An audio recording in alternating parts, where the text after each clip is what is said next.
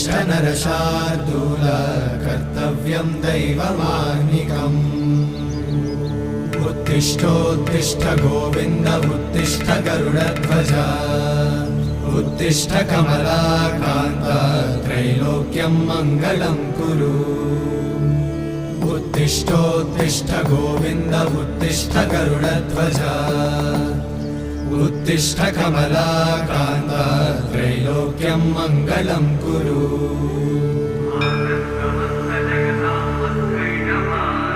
मातः समस्त जगतां मधुकैटभारे